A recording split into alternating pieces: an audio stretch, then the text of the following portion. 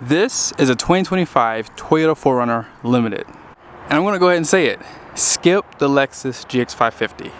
I borrowed this SUV from Karl Malone Toyota here in Draper, Utah. It is available for sale. Be sure to text Lex here if you would like to purchase it. I'm pretty sure once I drop this video, it's gone. Let's go ahead and check out the window sticker so you guys can see options and features on this build. At the very top is the description. You guys see the paint, it's windshield pearl. And then this is going to be a short listing of the standard features. Be sure to pause to see more. Base price comes in at $57,900. Now this does have the digital key, premium paint, CARMTEK package. Also has the tailgate LED light. Third row seating is $1,330. Roof rail crossbars in gloss black. Floor mats, and they're all weather. And a few other things down below. Now with destination at $1,495, you have a total price of $63,863, and then here are the fuel economy numbers off to the side.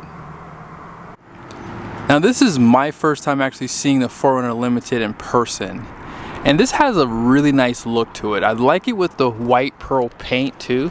Now as you get a little bit closer, you can see the headlights are a little bit more upscale because it's a higher trim level. Now this is not the highest because you saw the platinum, which blacks out everything on this thing. Dual projector. You have those LED turn signals with the daytime running lights built in, and they do illuminate that 4Runner badge right there. Pretty nice. Front parking sensor, a little bit of flow through on the fender flare here. Gloss black with that silver accent, and those red recovery hooks down below. The first thing I would do is remove this air diffuser on the front. That's definitely got to go, and I think it'll look a lot better too. LED fog lights, front camera for the trails and to help make up that 360 camera view, adaptive cruise control, and a little bit of satin on the front of this grille too.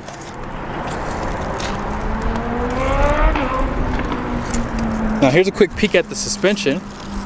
Double wishbone, independent, so this is going to ride great. And they do provide a fabric material for the liner. And then here are the tires. These are going to be Dunlop tires, and they're the Grand Treks. It's going to be a 265, 55, 20, so 31.5 inches tall, 6-lug, 4-piston brakes. I want to say these are the same tires on my wife's LX600. And let's talk about that for a second. So as I said earlier, skip the Lexus. You know, we bought our first Lexus because Toyota doesn't have the Land Cruiser and the 300 series in the States. So I decided to break down and get one.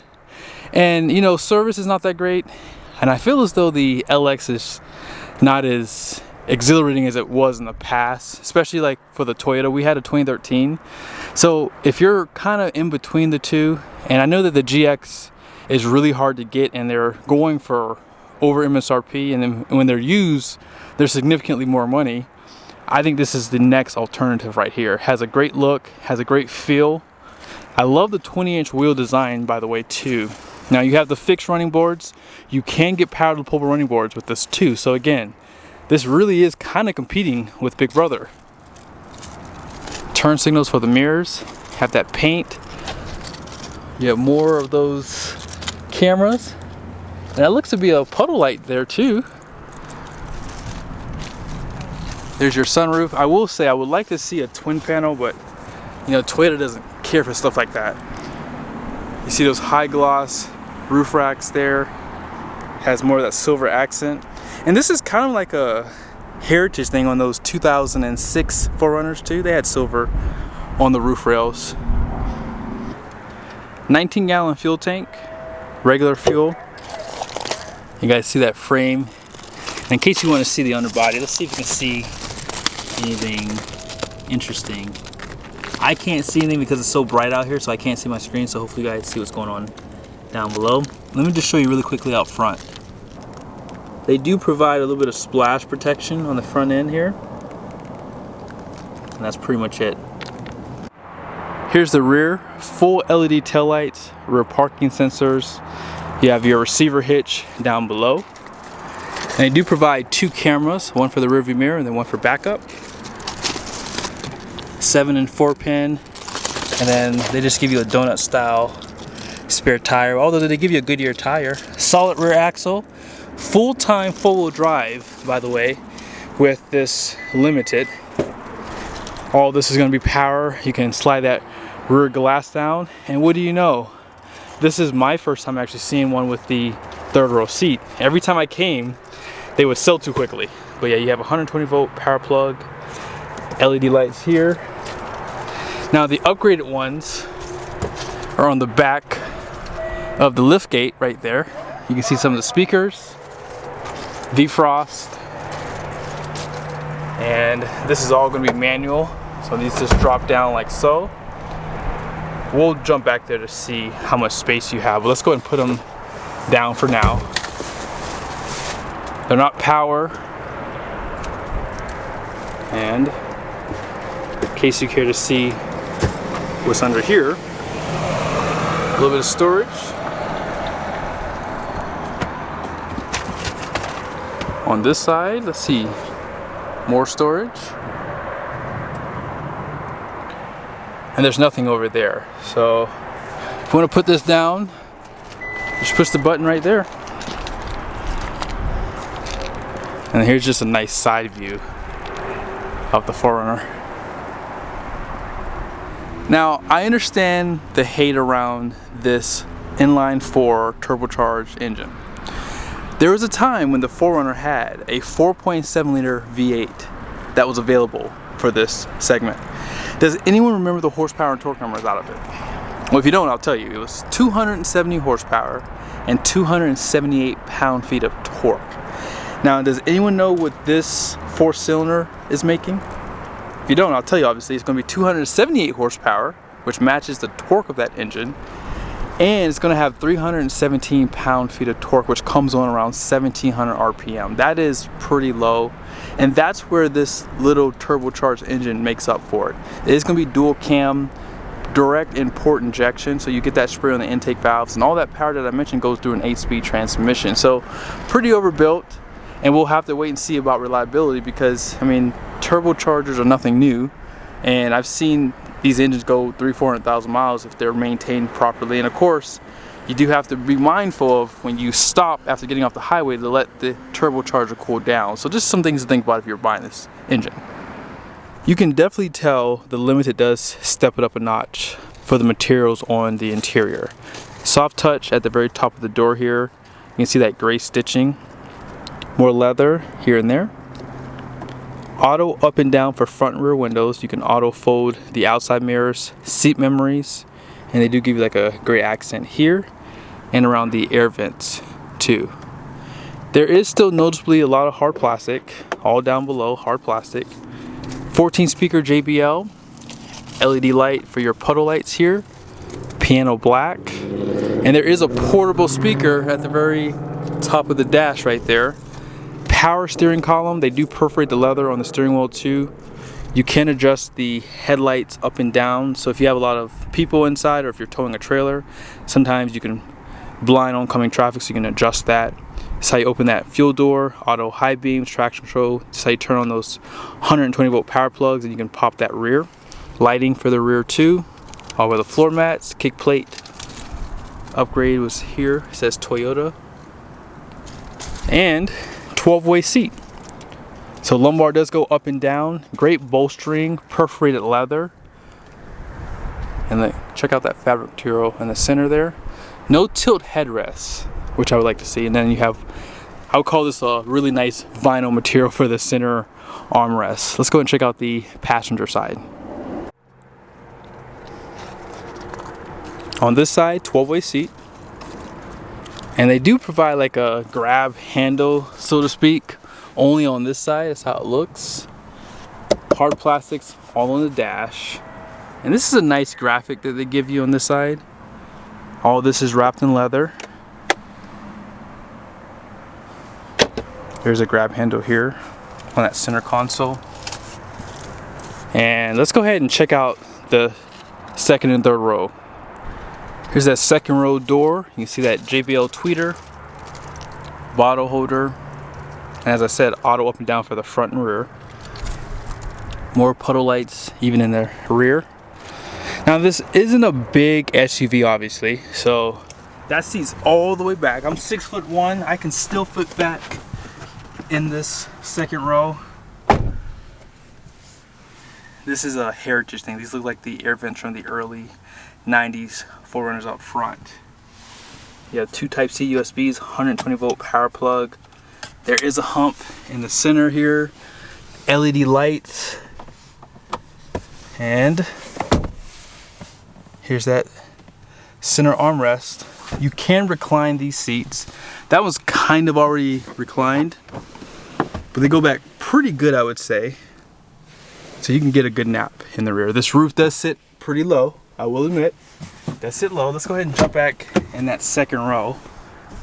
These do come in handy. There's none on the roof here.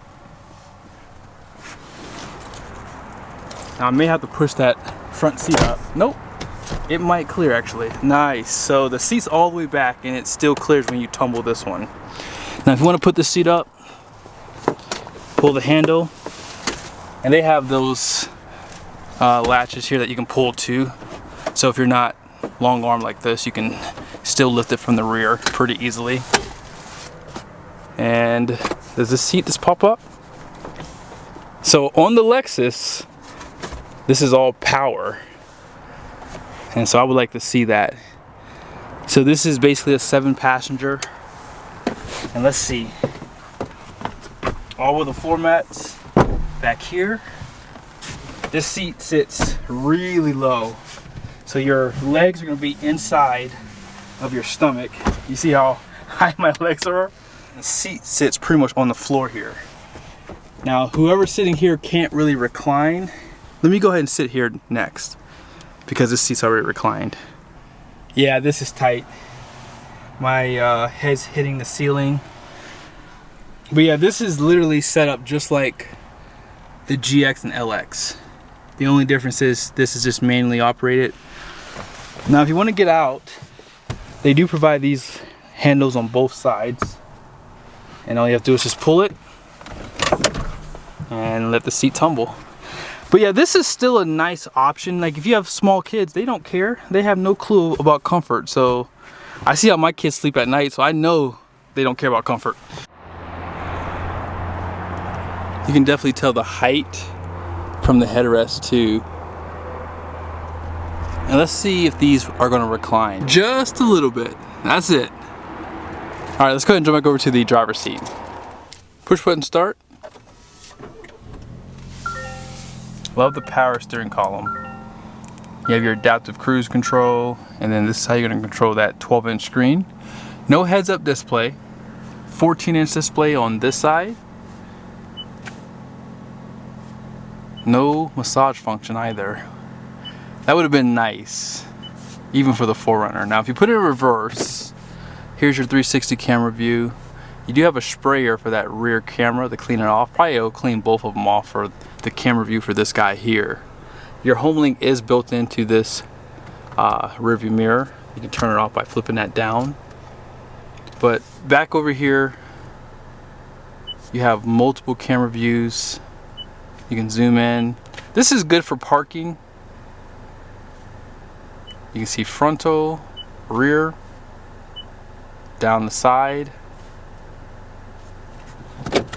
As I mentioned, heated and ventilated seat buttons have actual buttons versus having to go through the screen.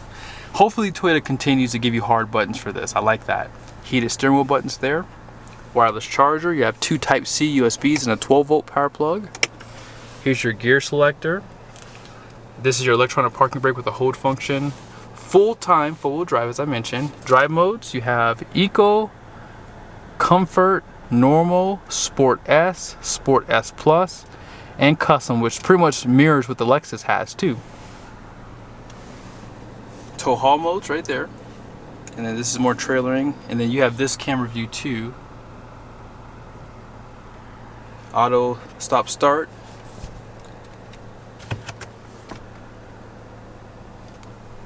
And then just above here, if you want to slide that rear glass, it is automatic, I think, going down. I like that. That's a heritage thing for sure.